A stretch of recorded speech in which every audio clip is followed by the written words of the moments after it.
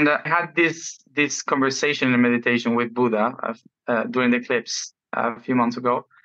And I said, if I am seeing what you are seeing, I asked him, and you are explaining this to me, why I am not enlightened?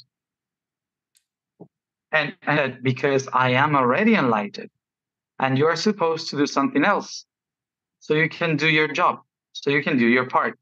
What he said is, love can also be hate.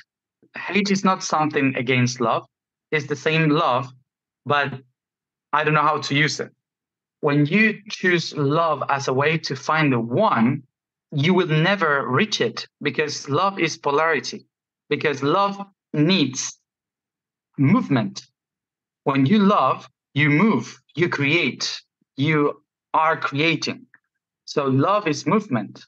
Love pushes you forward or backwards. Love is an energy that we can relate to magnetism.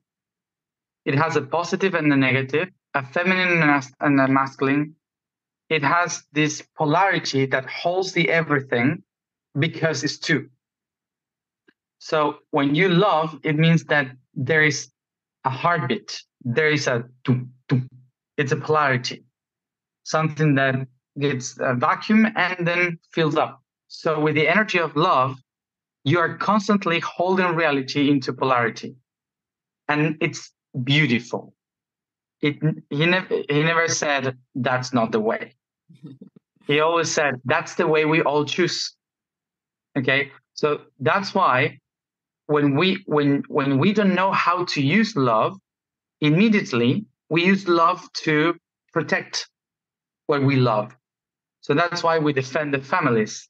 We end up defending the village, then the country, then our ethnicity, and so on. And suddenly we create a war. Just because of love. Because we are trying to protect what we love, we fight with what we don't love. So he said, as you see, the more you love, the more conflict you create. So you have to find the right love, which is not to love, but to see. God is the eyes, is one eye, the eye that sees everything. So God does not love, God observes. The reason why the observer creates us, the observed, is because it's observing without judging. It's because it's within us and without, and we have been created in order to observe it as the same way it observes us. And it's just one thing that observes, which is one black hole with all rays of colors around, which is like our pupils and eye. So that image is the one that says, I am that I am, and I am not choosing anything. I am not loving something. I am being everything. I am seeing everything. So Buddha said, when you have two eyes, your brain projects itself and tries to understand what is in front, so I can tell if it's harmful for me or if it's harmless for me, if it's good or if it's bad. We understand the reality through that.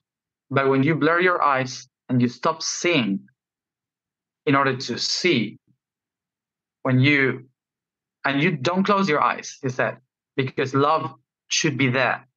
Because without love, you cannot move the energy.